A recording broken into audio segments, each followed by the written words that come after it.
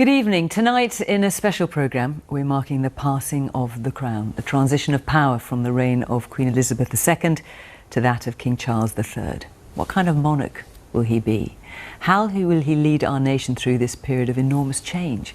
I'll be talking to people who know him well to get their personal insights into the man who is our new king.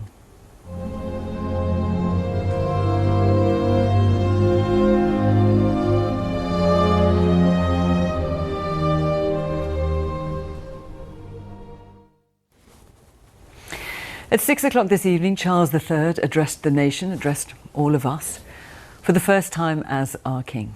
He paid a very personal tribute to his mother and pledged to echo her life of duty and service with his own. It was a speech I'm told he worked on until the last minute in his determination to get it exactly right. And as he talked to us from the desk in the blue drawing room at Buckingham Palace, where his mother often gave her Christmas message, he had carefully placed objects full of meaning around him, such as the flowers, sweet peas with rosemary for remembrance, and in a vase which the former Queen always used in her audience room, which has 3 little corgis on the bottom. Let's hear some of the King's words. In the course of the last 70 years, we have seen our society become one of many cultures and many faiths. The institutions of the state have changed in turn. But through all changes and challenges, our nation and the wider family of realms, of whose talents, traditions, and achievements I am so inexpressibly proud, have prospered and flourished. Our values have remained, and must remain, constant. The role and the duties of monarchy also remain, as does the sovereign's particular relationship and responsibility towards the Church of England, the church in which my own faith is so deeply rooted. In that faith and the values it inspires, I have been brought up to cherish a sense of duty to others and to hold in the greatest respect the precious traditions, freedoms, and responsibilities of our unique history and our system of parliamentary government. As the Queen herself did with such unswerving devotion, I too now solemnly pledge myself, throughout the remaining time God grants me, to uphold the constitutional principles at the heart of our nation.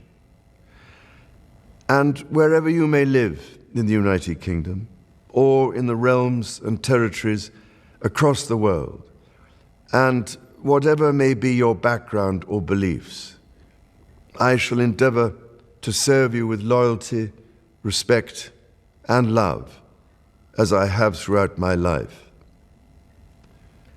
My life will, of course, change as I take up my new responsibilities. It will no longer be possible for me to give so much of my time and energies to the charities and issues for which I care so deeply. But I know this important work will go on in the trusted hands of others. This is also a time of change for my family. I count on the loving help of my darling wife, Camilla. In recognition of her own loyal public service since our marriage 17 years ago, she becomes my Queen Consort.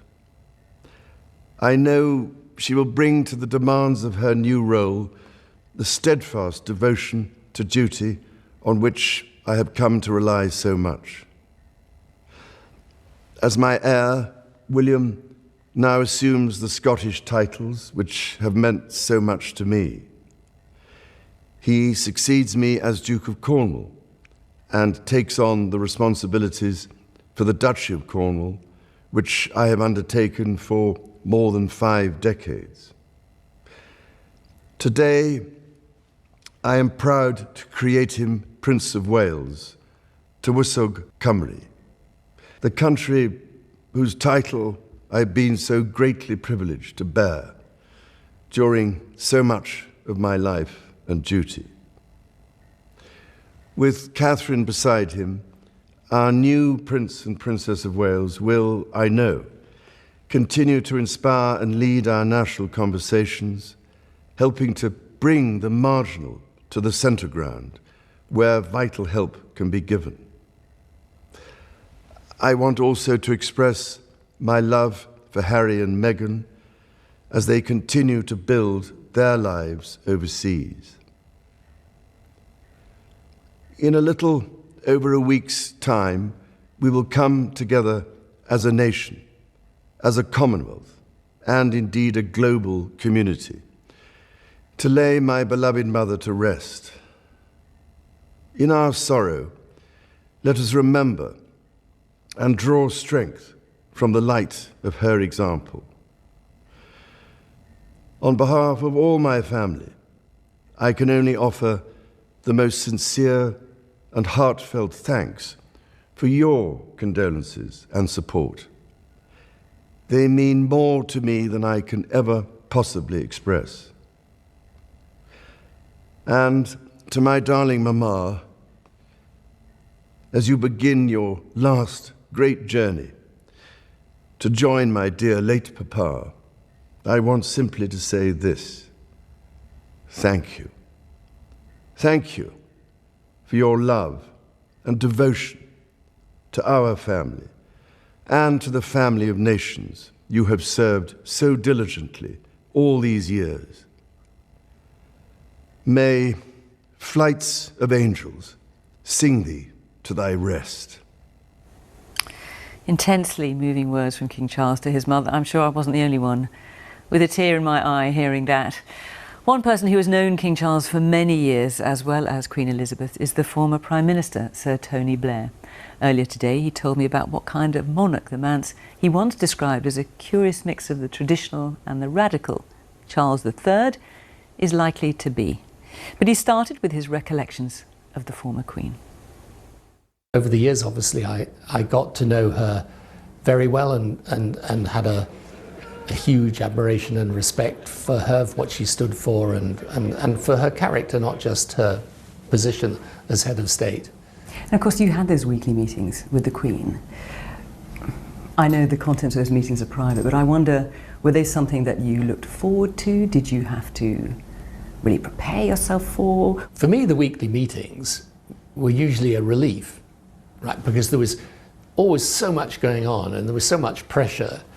And then you would go into this little oasis of calm in Buckingham Palace, where there'd just be the two of you in the room, sitting, just like this, and talking, and you could talk completely frankly. You knew what you said was going to be treated in absolute confidence, and you had someone in front of you with all these years and years of experience. So the very first time I met her as Prime Minister, and she may be the Prime Minister, I remember her saying to me, my first Prime Minister was Winston, and that was before you were born. So, for me, I was talking to someone with extraordinary knowledge, experience, history. So I used to look forward to it. You also got to know her more personally in that you made regular trips to Balmoral, and you've talked about what sound like slightly surreal events with her doing the washing up or collecting the plates after meals. Well, the weekend of Balmoral, it was fun, but it was a little, if I'm honest, nerve-wracking. Yeah, particularly when I started, it was quite stressful. And the very first year I went it wasn't just that it was after the death of Princess Diana, but also we would go out and have a picnic in one of the houses in the grounds of Balmoral. And the tradition was that the royal family did everything. There were no servants there. They would do everything. So Prince Philip would be doing the cooking. He'd actually be doing the barbecuing.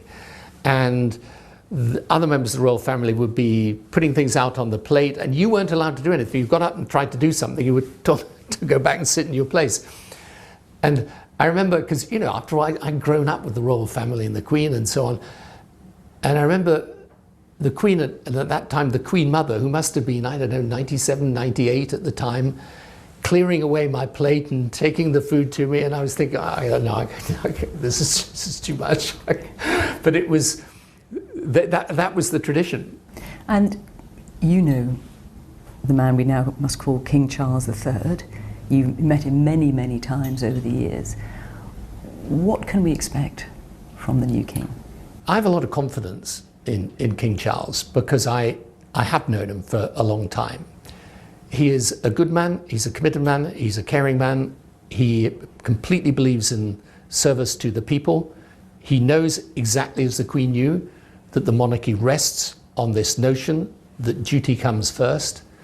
And I think, you know, he will be, if we let him into our hearts in the right way, he will also be a great rock of stability and support for us. Certainly when you think about the Queen at the beginning of her reign, at the end of her reign, we talk about her continuity, which of course she was a great symbol of, but also she changed and evolved over those years. And for example, I mean, think about the sketch she did with Paddington at the Platinum Jubilee. That was her showing her sense of humour, but that was a moment of real modernity and accessibility. Yeah. She managed to keep the monarchy modern within a very traditional setting. How difficult is that, and how do you think the new king will be able to do that? The single most difficult thing when you have a country like Britain, which feels a strong attachment to tradition, and yet the world's changing around us, so we're modernising at the same time, to be able to straddle both of those elements of society, to be able to keep people comfortable that their traditions are being upheld, and at the same time comfortable with the vast changes that are going on. I mean, that is very, very, very skillful. And the Queen, in a way, made it look easy, but it was never easy. We are attached to our traditions. On the other hand, we're not so foolish as to ignore the way the world's changing, and how you marry those together and keep them compatible with each other. That's the skill that I do believe that King Charles will have in the same way that Queen Elizabeth had. You mentioned after the death of Princess Diana, which of course was a difficult time for the royal family. Another thing that struck me today, seeing King Charles out with the crowd, is people were singing the new version of the national anthem, they were cheering him, people were falling over themselves to shake his hands. He had a wonderful reception. And there will have been a time where he won't have been as sure of that kind of reception from the public. So I imagine that would have heartened him and cheered him enormously. I'm sure he will feel very heartened by the reception he had. Look, we all know there were difficult times in the past. But I think it's not just out of respect for the Queen, but I do think people feel that over these years, he has proved that he is a committed person. He has done a lot for our society and for our country. I think people have come really to like and admire the Queen Consort, Camilla. And therefore, I think he will be heartened by it, but I think he's earned it. He was famous for what were known as the Black Spider Memos, where he, and you, I know, received many of them, where he would write his thoughts about current events, environmental issues particularly. There are issues, as we know, he feels very passionate about. How do you think he would combine that passion and that desire for change with the role of the monarch? I've got absolutely no doubt that now he is the monarch and the head of state, he'll behave in the same way as the Queen. I mean, when he was the Prince of Wales, you know, he wasn't the head of state. I think I personally used to get a lot of these letters and find them useful. People always used to say, well, you must have thought, well, why is he writing to you, and is it his role? And I say, no, I find it useful. He used to write to me sometimes about the farming community, issues to do with the armed forces, you know, issues to do with the environment. I never minded. And actually a lot of what he said made a lot of sense. So I think, but he will understand that now he's in a different role, and I think you'll find that as the head of state, you know, he knows what to do. I mean, this is someone who has watched his mother over a very long period of time, and he will know what to do, and he will do it well. One of the key things that Queen Elizabeth II achieved was her work with the Commonwealth. She brought more nations into the Commonwealth. She also was a unifying figure for the nations of the United Kingdom as well. And that's going to be very important, isn't it, for Charles III? Yes, it will be important to keep all bits of the United Kingdom together, because the Queen was respected, whatever people's politics, she was respected throughout the UK and throughout the Commonwealth for sure.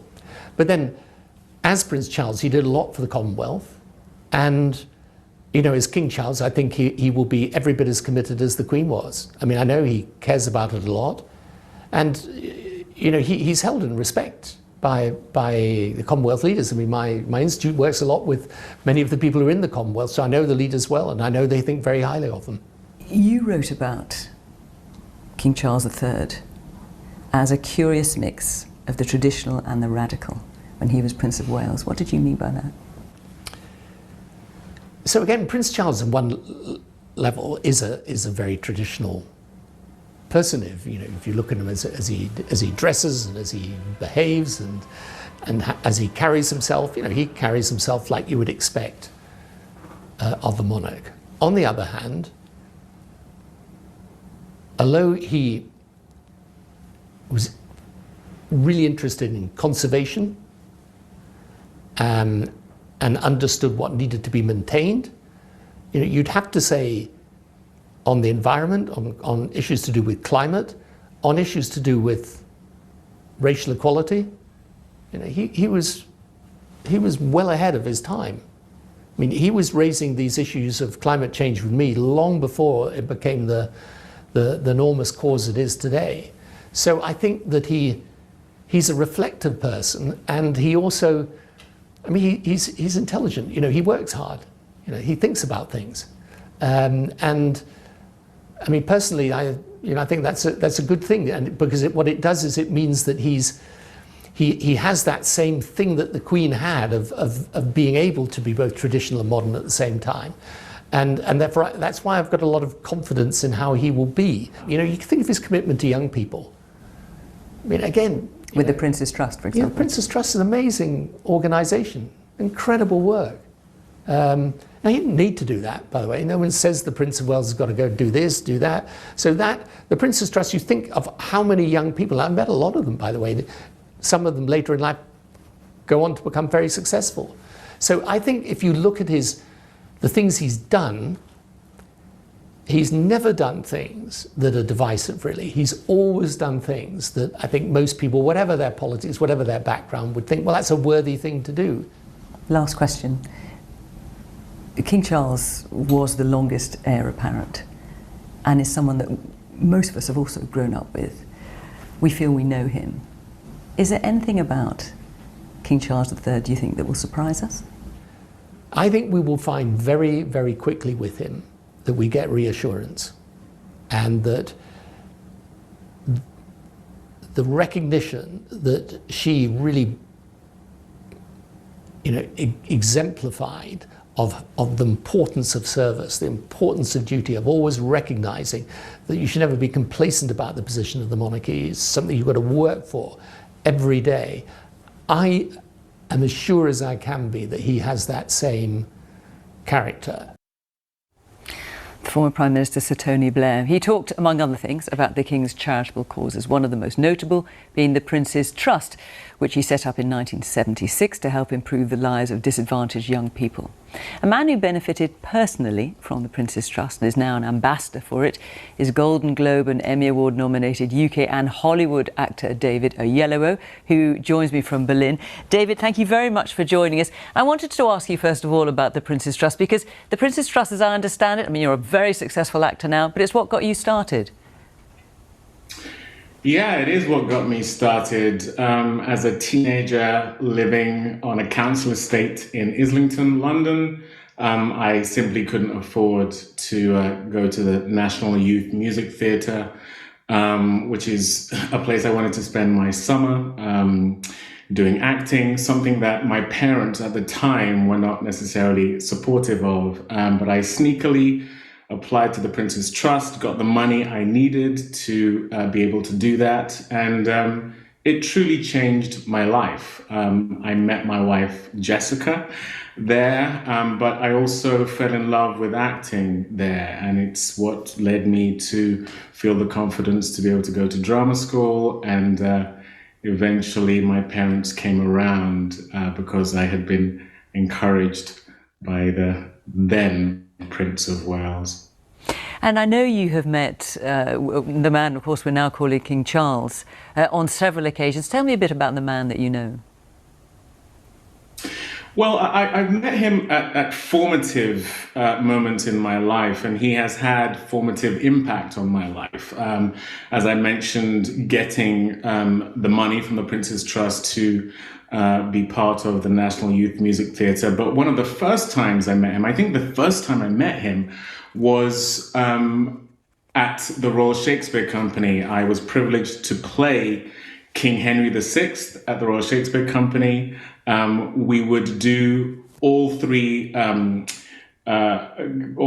plays on a Saturday. He came to a day where he sat through Henry VI, Part 1, Part 2, and Part 3. So he sat through 12 hours of Shakespeare. It started at 10:30 in the morning and finished at 10:30 at night.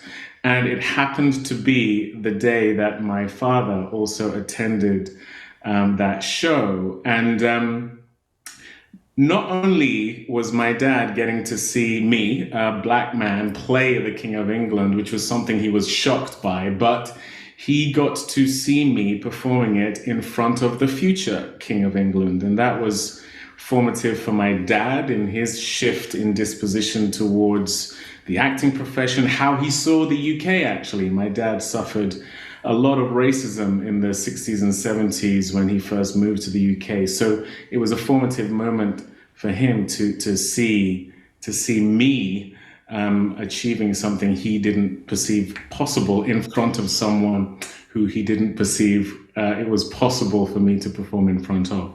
And David, finally, let me just ask you briefly, if you will, what kind of king do you think King Charles III will be, from what you know of him? None of us know truly. I mean, of course, he has massive shoes to fill, but I sit before you here today as someone whose life was changed for the better by him, both in terms of his trust, the Prince's Trust, that has helped over 1 million young people in the UK now, me being one of them. And every time I met him, it was a pleasurable experience. And I felt his heart. I felt his heart for young people, for the disenfranchised, for people who are living way outside the margins of his own experience. And I think if he carries that spirit into his kingship, he's going to fill those very big shoes very well. David Oyelowo, thank you so much for joining us. We appreciate it. Thank you. Well, I'm glad to say that with me now is broadcaster, writer, former MP and friend of the King and Queen Camilla in particular, Giles Brandreth. Giles, thank you very much for coming along this evening. Good phrase there. Speaking of his good heart, the King, King Charles III, has a good heart, a good brain, a good attitude, and I felt his very moving speech this evening hit exactly the right note. It rose to the occasion. I was moved at the end when he gave a quotation from Shakespeare, and there we have a little bit of Shakespeare there. I think we're going to see in the coming years perhaps rather more Shakespeare and less horses than we've had under the last Queen, but I know it's clear that he understands what's going to be involved and is determined to deliver in the way that his mother did. He made that crystal clear that he was renewing her vow. And talking of the Queen, of course, was such a consistent, unchanging presence in our lives, a very positive person, and that's something he'll want to emulate, I imagine. Yes, we only ever knew her as Queen. That's what she was throughout our lives, whereas we've got to know him as the longest-serving Prince of Wales in history. And we've seen him, articulating his views passionately over the years. We've seen the ups and downs of his life. We know him very well. And now he has to become something different. He's no longer the Prince of Wales. And how do you think from what you know of him, his character will change, if at all? I don't know that character will change, but rather as the coins will have the sovereign pointing in a different direction, he will have to point in a different direction, and he's made it clear that he understands that. The very fact he mentioned tonight how the role that he feels he has had over the years of moving things from the margin to the centre is now going to be inherited by the new Prince and Princess of Wales means that he realises he's got to leave all that behind. When I last saw him a few weeks ago, I went to meet him in his study at Clarence House, and I went into the room and I couldn't see him. I thought, he isn't here. And then his head popped up from behind a mountain of paperwork, books and papers all around him. He has been a workaholic for all these causes, writing notes, producing papers, organising meetings. He knows all that's got to change. He's got to hand that over to other people, specifically the new Prince of Wales, because he has now this new role, which I think he will fulfil in an exemplary fashion. And we're seeing you there with Charles in one of your fabulous sweaters, I have to say, Giles. Corgi on the front, very appropriately. He made specific reference to, as he referred to it, his darling wife, Camilla. How important will she be in this new monarchy as his support? Asset. The Queen, I mean, if we regard the Queen's reign as a success, and we do, the joint author of that success was the late Duke of Edinburgh, Prince Philip, her husband. And I think if King Charles's reign is to be a success, and I have no reason to think it won't be, a triumphant success, different, because it's a different time, it will be a joint success for him and Camilla, who the Queen very sensibly earlier this year, as her Jubilee statement, said that she hoped that Camilla would be the Queen consort. And what does she bring to the relationship? Well, she brings fun to the relationship. She brings support to the relationship. People used to say that the Prince of Wales sometimes walked around with a cloud over his head, that he seemed very anguished and anxious. That isn't how he is with her. When she is there, he's fun, he's jolly, he's easy. And I think just as the Queen stepped into her role in 1952 with an ease that surprised people, I think people may be surprised at the ease with which he steps into this role now, lets go of his past role and assumes kingship with at his side the consort he wanted. And the reference that he made to Harry and Meghan and his love for them, what did you make of that? I love that. It was right. Was it a message to them, do you think? It was a message to all of us, actually. It was clear that the future lies with the Prince and Princess of Wales. They are going to carry on the work here. But he wanted us to know, and indeed he wanted Harry and Meghan to know, that he loves them and that he wishes them well in their future life as they build a life overseas. Giles, thank you so much for coming along and joining this evening. Thank you to Giles and of course to David Oyelowo and Sir Tony Blair for helping us to look forward after a tumultuous 2 days that have seen us bid farewell to the long reign of Queen Elizabeth, the second Elizabethan age, and welcome the age of King Charles III and his Queen Consort Camilla. Tonight, in a very personal and moving speech, the new king pledged to serve us all with loyalty, respect and love for the rest of his life. A new era has dawned. That's all from me in this special programme. Bye-bye.